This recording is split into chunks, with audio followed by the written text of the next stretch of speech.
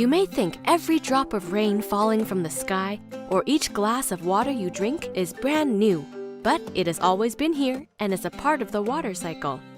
At its most basic, the water cycle is how water continuously moves from the ground to the atmosphere and back again. As it moves through this cycle, it changes forms. Water is the only substance that naturally exists in 3 states on Earth: solid, liquid, and gas. Over 96% of total global water is in the ocean, so let's start there. Energy from the sun causes water on the surface to evaporate into water vapor, a gas. This invisible vapor rises into the atmosphere where the air is colder and condenses into clouds. Air currents move these clouds all around the Earth. Water drops form in clouds, and the drops then return to the ocean or land as precipitation. Let's say this time it's snow. The snow will fall to the ground and eventually melts back into a liquid and runs off into a lake or river, which flows back into the ocean, where it starts the process again. Recap again, giant earthquake into tsunami into nuclear meltdown in Fukushima. And people said immediately after that, scientists, environmental reporters, they said this stuff is going to get in the air, the radiation is going to get into the water, it's going to hit the driftwood that's swirling around in the ocean, and eventually it might, who knows, actually hit the coast of the United States. Has that day arrived? That day arrived fairly quickly after those triple meltdowns began. Now, you're not going to get that out of our government. We've had a lot of wishful thinking, and I understand it. It's pretty grim stuff. But this is the worst man-made environmental disaster in history.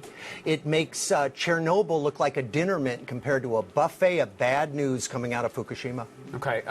How do we know that it has arrived, though? What sort of testing is being done? Surely the government must have scientists out there pulling samples from everywhere and running a battery of tests? I wish. The government did do special testing for a while. They did pick up radionuclides that are absolutely related to a melted down reactor. Okay. Then they, 10 days before the Japanese admitted that there were 3 full uncontrolled meltdowns, 10 days before that, the United States Environmental Protection Agency said, we're not going to test anymore because nothing can possibly get here. Normally there's trace amounts of radiation in rainwater, but apparently we had a downpour a couple weeks back that was off the charts. It was off the charts. It was the highest radiation that we picked up in the last 13 months since the meltdowns began.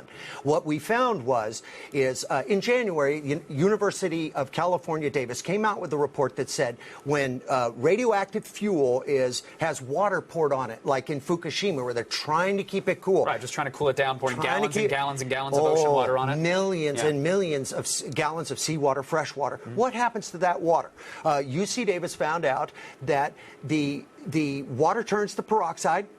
The radiation gets trapped in so-called buckyballs, which are like geodesic domes, capture up to about 60 molecules of different types of uranium in these buckyballs. They're very light, they're very mobile, and we've been picking up what we think are buckyballs here, even without rain in Los Angeles. So what does that mean? It's getting into the mist, or it's getting into the... You hit it. It's getting into the sea mist. There have been numerous studies out of Europe and the United Kingdom that have measured radiation in ocean water and seawater and then measured the same radiation up to 200 miles inland. So what we did was we took these 2 studies. This is what's happening with the radiation in Japan. This is how it can move across the Pacific, all on our site. And this is how it can come inland. Give you an example, we measured some things that we'll check out just today, and the numbers are out of this world. The cooling creates another problem because water that goes into the core comes out contaminated with radioactive material. It flows out through broken pipes and cracks, and it can eventually reach the ocean. TEPCO is also planning on pumping the contaminated water into temporary storage tanks, and at least trying to process some of it to clean it up.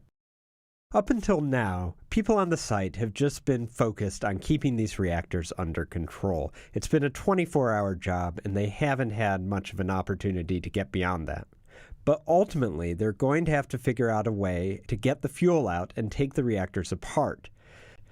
At the moment, nobody seems to have an answer for how to do this.